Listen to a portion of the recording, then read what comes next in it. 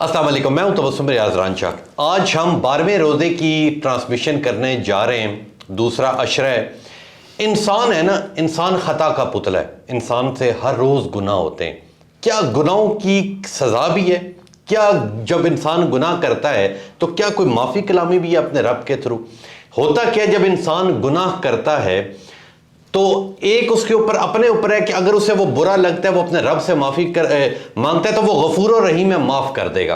पर कुछ ऐसे भी लोग हैं जो गुनाह लगातार करते हैं मगर वो अपने रब से माफ़ी नहीं मांगते। उनके बारे में क्या लिखा हो? ये तमाम तर जितने सवालात हैं, ये आज हमारे साथ मोहम्मद फरहान साहब मौजूद हैं जो बड़ी ही मुश्किल से इनसे वक्त मिला, इनसे ये तमाम तर सवालात के जवाब लेते हैं। अस्सलाम वालेकुम जी। वालेकुम सलाम। बहुत शुक्रिया फरहान साहब, आपने वक्त दिया। फरहान साहब, सबसे पहले मुझे ये बताएं, दूसरा अशरा स्टार्ट हो चुका है, आज 12वां रोज़ा है। क्या कहेंगे, इंसान है, ठीक है, ना समझ तो नहीं कहा जा सकता, समझ के बावजूद भी लोग गुनाह करते हैं, तो आप क्या समझते हैं कि जी गुनाह की तौबा कैसे की जाए? जी बिस्मिल्लाहि व मिल्लतिल्लाहि वस्सलातु वस्सलामु अला रसूलिल्लाह। अल्लाह रब्बुल इज़्ज़त की जो रहमत है उसके बारे में कुरान मजीद फरमाता है कि ला तक़नतू मिर रहमतिल्लाह, अल्लाह की रहमत से मायूस ना हो। गोया कि साल हा साल जब भी इंसान चाहे अल्लाह की रहमत से इंसान तौबा और इस्तिग़फ़ार कर सकता है। मगर ये रमज़ान ऐसा माह है कि अल्लाह ने इसमें तीनों चीज़ें रख दी हैं। अल्लाह के हबीब सल्लल्लाहु अलैहि वसल्लम फरमाते हैं अव्वलुहु रहमतुन, इसके अव्वल यानी 10 जो दिन है, पहला जो अशरा है उसमें रहमत है। व औसतुहु मग़फ़िरतुन, और जो दरमियानी 10 दिन हैं उनमें मग़फ़िरत है। व आखिरुहु इत्कुम मिनन नार, और इसकी जो आखिरी 10 दिन हैं, जो आखिरी अशरा है, वो जहन्नुम से आज़ादी का है। अब इसमें आज हम दूसरे अशरे में रवा दवा हैं, तो इसमें अल्लाह की जो रहमत तो हम हासिल कर चुके, अब अपने आमाल के ज़रिए अल्लाह की मग़फ़िरत को हासिल करें। रब फरमाता है वमन यग़फ़िरुज़्ज़ुनूब, कौन है जो तुम्हारे गुनाहों को माफ़ कर सकता है? इल्लल्लाह, मगर अल्लाह है जो तुम्हारे गुनाहों को माफ़ कर सकता है। तो तुम दुनिया के दर दर पे ठोकरें खाने से बेहतर है अपने अल्लाह से अपने गुनाहों की माफ़ी मांगो। मुझ समेत हर शख्स ऐसा है कि जिसे अपने गरीबां का पता है, जिसे अपने दामन का पता है कि मेरे दामन पे कितने गुनाह हैं, मेरे दामन पे कितने धब्बे हैं, तो वो उनकी माफ़ी मांग सकता है। अल्लाह फरमाता है व रहमती वसिअत कुल्ल शै, मेरी रहमत हर शय पर बारी है, हर शय से वसअत रखती है। ए बंदा खुदा, तू कभी मुझसे मांग तो सही, मगर अफसोस कि आज के ये बंदा खुदा ज़माने पे जाकर दर दर पे जाकर मन्नतें तो मांगता है, लेकिन उस रब के हुजूर एक मिन्नत तक नहीं मानता। अगर हम एक मिन्नत मांगे, एक निदामत का आंसू बहा दें, तो रब्बे काबा की कसम अल्लाह रब्बुल इज़्ज़त हमारे सारे गुनाहों को माफ़ फरमा दे। प्यारे आका सल्लल्लाहु अलैहि वसल्लम की हदीस तय्यबा है, आप फरमाते हैं कि एक शख्स जिसने 99 कत्ल किए, अब कत्ल करने के बाद, इतने गुनाह करने के बाद उसे ख्याल आया कि मैं अल्लाह के हुजूर बख्शिश और मग़फ़िरत मांगूँ, मैं अपने गुनाहों पर शर्मिंदगी का इजहार करूं। वो एक राहिब के पास जाता है। राहिब को जाकर जब अपने गुनाहों की लिस्ट बताई, हिस्ट्री बताई, तो राहिब ने कहा कि तेरे लिए कोई माफ़ी का परवाना नहीं है। उसने उस राहिब को भी कत्ल किया। अल्लाह के नबी फरमाते हैं फिर उसने लोगों से पूछा कि अब मुझे बताओ मेरे लिए क्या रास्ता है। तो उनमें से एक बताने वाले नेक आलिम दीन ने बताया कि आपकी बस्ती में गुनाहगार लोग रहते हैं, आपकी सोसाइटी अच्छी नहीं है, आपका मुआशरा अच्छा नहीं है, आप फलां एक बस्ती की तरफ रुजू करें। तो जब वो शख्स फलां एक बस्ती की तरफ सिद्ध के दिल से तौबा की नीयत से रुजू करने लगा, तो उस वक्त लोगों ने जब देखा कि रास्ते में उसका इंतकाल हो गया, उसकी मौत हो गई। रहमत के फरिश्ते भी आते हैं, गज़ब के फरिश्ते भी आते हैं। रहमत वाले जन्नत की तरफ लेके जाना चाहते हैं, गज़ब वाले जहन्नुम की तरफ लेके जाना चाहते हैं। अब दोनों फरिश्तों में मुकालमा होता है। एक फरिश्ता ये कहता है कि इसने तो सारी ज़िंदगी गुनाह किए, इसे जहन्नम में लेके जाना है। दूसरे फरिश्ते ये कहते हैं कि ये अब नेक बस्ती की तरफ जा रहा था, अपने गुनाहों पर नदामत और शर्मिंदगी का इजहार कर रहा था, अब इसे जन्नत में लेके जाना है। रब ने हुक्म दिया कि बाहमी मुकालमे को ख़त्म करो और आपस में फ़ैसला ऐसे करो, अगर इसकी गुनाहों की बस्ती की तरफ इसका फासला कम है تو گناہوں کی بستی یعنی جہنم میں اسے لے جاؤ، اور اگر نیکی کی بستی کی طرف اس کا فاصلہ کم رہ گیا ہے تو اسے جنت میں لے جاؤ۔ اب جب فاصلے کو ناپا جاتا ہے، پیمائش کی جاتی ہے، تو نیکی کی بستی اس کے قریب تھی۔ اور یہاں محدثین فرماتے ہیں کہ بظاہراً وہ نیکی والی بستی کافی دور تھی، لیکن اللہ نے اپنی رحمت سے اور اپنی مغفرت سے اس شخص کو بخشش کا پروانہ دیا اور اسے جنت حاصل ہوئی۔ اور اسی طرح دوسری حدیث مبارکہ کا مفہوم ہے، میرے آقا فرماتے ہیں اگر صحرا میں کوئی شخص جا رہا ہو، اب صحرا میں جاتے جاتے اس شخص کا جو ساز و سامان سے لدا ہوا اونٹ ہے وہ کھو جائے، اب جب وہ جاگے گا، بیدار ہوگا، تو وہ دیکھے گا کہ اس کا ساز و سامان ہی نہیں، اب وہاں صحرا میں کوئی اور اسے اشیاء خورد و نوش مہیا ہی نہیں، تو اس شخص کو تو اپنی موت نظر آئے گی۔ اسی اثنا میں اچانک اگر اسے اپنی بخشش کا پروانہ یعنی وہ اونٹ جو معا ساز و سامان لدا ہوا تھا وہ مل جائے، کس قدر خوش ہوگا۔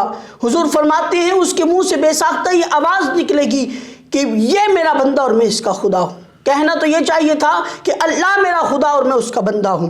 اس قدر اس کی زبان پھسل جائے گی اس خوشی میں۔ حضور فرماتے ہیں کہ جب انسان اپنے رب سے توبہ کرتا ہے، اپنے رب سے معافی مانگتا ہے، تو اس وقت رب اس بندے سے بھی زیادہ خوش ہوتا ہے، بلا تشبیہ و بلا مثال۔ آقا امام الانبیاء صلی اللہ علیہ وسلم نے یہ بتایا۔ تو اس لیے یاد رکھے گناہوں کی کمی یا اضافی یہ معنی نہیں رکھتی، معنی یہ رکھتا ہے کہ انسان کو شرمندگی ہو، انسان کو ندامت ہو، اور یہ یاد رکھیں کہ انسان جس قدر جتنا بڑا گناہگار ہوتا ہے اس قدر اتنا بڑا وہ نیکوکار بن جاتا ہے۔ اور یہ بات میں بڑے وثوق سے کہہ رہا ہوں، اور یہ بات الحمدللہ یہ ایسا پلیٹ فارم ہے، اسے ہزاروں لاکھوں لوگ سنتے ہیں، اس لیے میں یہ دلیل دینا چاہتا ہوں کہ میرے آقا امام الانبیاء صلی اللہ علیہ وسلم آپ فرماتے ہیں کہ جب انسان اللہ کے حضور قیامت کے دن پیش ہوگا تو بروز محشر اللہ سب کو نامہ اعمال پڑھائے گا۔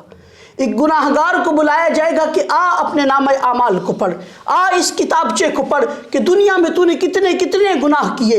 اب وہ بندہ خدا، گناہگار بندہ جب اپنے نامہ اعمال کو پڑھے گا، چھوٹے چھوٹے گناہ کو پڑھتا پڑھتا جب وہ کسی بڑے گناہ تک پہنچے گا تو اللہ سے حیا کرتے ہوئے، شرمندگی اور ندامت کرتے ہوئے اس گناہ کو سکپ کر کے آگے چلا جائے گا، چھوڑ دے گا۔ اب رب کی رحمت سے آواز آئے گی، اے بندے خدا میں نے تیرے سارے گناہوں کو نیکیوں میں بدل دیا ہے۔ سبحان اللہ۔ اب وہ بندہ فرمائے گا کہ اے الہی میں نے تو اپنے بڑے بڑے گناہوں کو پڑھا ہی نہیں، ان گناہوں کو بھی نیکیوں میں بدل دے۔ یہ فرماتے ہوئے میرے آقا امام الانبیاء صلی اللہ علیہ وسلم اس قدر مسکرائے کہ حضور کی داڑھیں نظر آنا شروع ہو۔ تو یہ اللہ کی رحمت ہے۔ اگر ہم جس طرح قرآن فرماتے ہیں کہ وَلَوْ أَنَّهُمْ إِذْ ظَلَمُوا أَنفُسَهُمْ جَاءُوكَ فَاسْتَغْفَرُوا اللَّهَ وَاسْتَغْفَرَ لَهُمُ الرَّسُولُ لَوَجَدُوا اللَّهَ تَوَّابًا رَحِيمًا، اگر ہم استغفار کریں، توبہ کریں اور در مصطفیٰ پہ جا کے کریں، یعنی رسول اللہ کا وسیلہ دے کر کریں، تو یاد رکھیں لَوَجَدُوا اللَّهَ تَوَّابًا، اللہ کو تم تواب پاؤ گے۔ اب یہاں بات یہ ہے کہ وَإِذَا سَأَلَكَ عِبَادِي أَنِّي فَإِنِّي قَرِيبٌ اجیب دعوت الداعی اذا دعان، کہ جب میرے بندے میرے بارے میں سوال کریں تو اے حبیب ان کو بتا دے کہ میں ان کے قریب ہوں، شاہرگ سے بھی قریب ہوں، جب وہ مجھے آواز دیتے ہیں تو میں ان کی آواز کو سنتا ہوں۔ کیوں نہ ان رمضان کے عشروں میں ہم تنہائی میں اللہ سے مغفرت کو طلب کریں، ایک ندامت کا آنسو بہائیں، وہ اللہ ہمارے سارے گناہوں کو معاف کر دے۔ وہ تو کہتا ہے اجیب دعوت الداعی اذا دعان، تم مجھے آواز تو دو، پکارو تو صحیح، میں تمہاری آواز کو سنتا ہوں، تم ایک قدم میری طرف چل کے آؤ، میری رحمت 10 قدم تمہاری طرف چلے گی۔ تو اس لیے ہمیں چاہیے کہ ہم اللہ کی طرف آئیں۔ اور یہاں میں ایک دقیق نکتہ بھی رکھنا چاہوں گا اپنے سامعین کے لیے کہ دیکھیں، ہم تنہائی میں اگر اللہ سے معافی مانگے، بغیر کسی وسیلے سے مانگے، کوئی شک نہیں کہ اللہ سنتا ہے، اللہ اس توبہ کو قبول کرتا ہے۔ لیکن جو یہاں فرمایا کہ جاؤ کا، حبیب کے در پہ آ جاؤ، یہ حبیب تمہارے لیے استغفار کرے، یہ حبیب کا وسیلہ بن کر آؤ، اس کی وجہ کیا ہے؟ تو مفسرین فرماتے ہیں کہ لَوَجَدُ اللَّهَ تواب پر بات ختم ہو جاتی ہے۔ انسان نے توبہ کی، اللہ نے توبہ کو قبول کر لیا، انسان نے گناہوں کی معافی مانگی، اللہ نے گناہوں کو معاف کر دیا، بات ختم۔ لیکن رب فرماتا ہے لَوَجَدُ اللَّهَ توابا رحیما، یہاں بات رحیمہ پہ جا کر ختم ہوئی۔ گویا رب یہ بتانا چاہتا ہے کہ تنہائی میں اکیلے تم بغیر کسی وسیلے سے معافی مانگتے تو میں تمہارے گناہوں کو بخش دیتا، معاف کر دیتا، لیکن اب تم میرے حبیب کے در پہ آ گئے ہو، میرے حبیب نے تمہاری سفارش شفاعت کر دی ہے، اب میں تمہارے گناہوں کو نیکیوں میں بدل دوں گا۔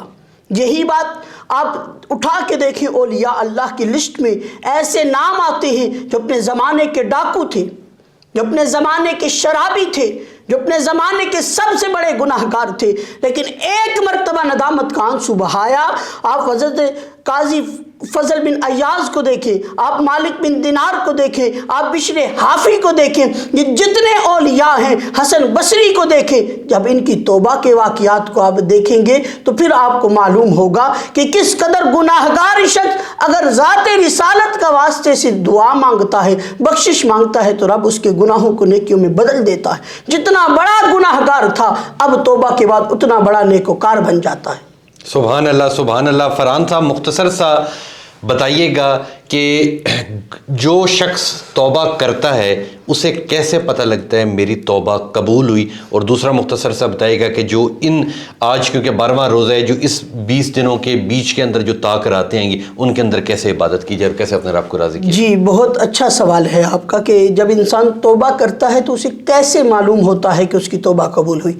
یاد رکھیں کہ جس انسان کو رب نے توبہ کی توفیق دے دی تو یہی اس کی قبولیت کی علامت ہے، ورنہ رب اسے توفیق ہی نہ دیتا۔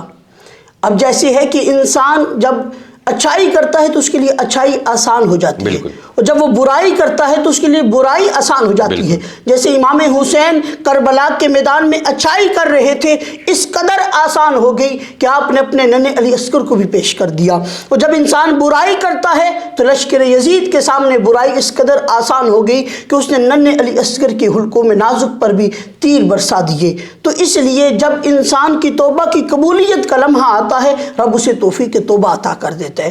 توبہ کی توفیق عطا ہونا ہی توبہ کی قبولیت کی علامت ہے۔ تو اس لیے یہ جو آخری یہ جو درمیانی اس مغفرت کی کچھ آخری راتیں ہمارے پاس چل رہی ہیں، جو رہ گئی ہیں، ان میں ہمیں یہ چاہیے کہ ہم روزانہ رات کو سحری کے لیے تو ویسے بھی اٹھنا ہوتا ہے، تو یہ غنیمت ہے کہ رب نے ہمیں تہجد کی توفیق بھی عطا کر دی ہے۔ تو ہمیں کوشش کرنی چاہیے کہ ہم تہجد میں اٹھیں، تہجد کی نماز کو ادا کریں اور اس کے ساتھ اپنے رب کے حضور بخشش اور مغفرت کی دعائیں مانگیں، اپنے رسول اللہ صلی اللہ علیہ وسلم جو کائنات عالم کے لیے رحمت للعالمین ہیں ان کے واسطے سے مانگیں، تو امید واثق اور یقین کامل ہے کہ رب ہمارے گناہوں کو معاف کر دے گا۔ بہت شکریہ، بہت شکریہ فرحان صاحب، آپ نے بڑی ڈیٹیل سے تمام تر تفصیلات بتائی، آپ کا بہت بہت شکریہ فرحان صاحب۔ اللہ آپ کی لمبی زندگی کرے، اور اسی طرح آپ پچھلے رمضان میں بھی میرے ساتھ آئے تھے، انشاءاللہ اگلے رمضان میں بھی زندگی رہی تو انشاءاللہ آپ کو ضرور مدعو کروں گا۔ گناہ ہر انسان سے ہو جاتے ہیں، غلطیاں ہر انسان سے ہو جاتی ہیں۔ انہوں نے بڑی پیاری بات کی فرحان صاحب نے کہ جب آپ توبہ کرتے ہیں تو وہ جو شعور ملتا ہے، جو آپ کو طاقت ملتی ہے، جو آپ کے اندر احساس ہوتا ہے یار اب میں اپنے رب سے توبہ مانگوں، جب آپ توبہ کرتے ہیں تو اللہ توبہ کو قبول کر لیتا ہے۔ انسان غلطیاں کرتا رہتا ہے، انسان توبہ کرتا رہتا ہے، وہ غفور الرحیم ہے، معاف کرنے والا ہے۔ اس لیے ہمیں اس رمضان میں اپنے کیے گئے تمام گناہوں کے، صرف اپنے نہیں، اپنے عزیزوں کے، اپنے ماں باپ کے، سب کے گناہوں کی معافی مانگنا چاہیے۔ اللہ اس رمضان کے صدقے ہم سب کے گناہوں کو معاف کر دے۔ تو انشاءاللہ ملوں گا آپ سے کل، تب تک کے لیے اپنے میزبان تبسم ریاض رانجھا کو دیجیے اجازت۔ اللہ نگہبان۔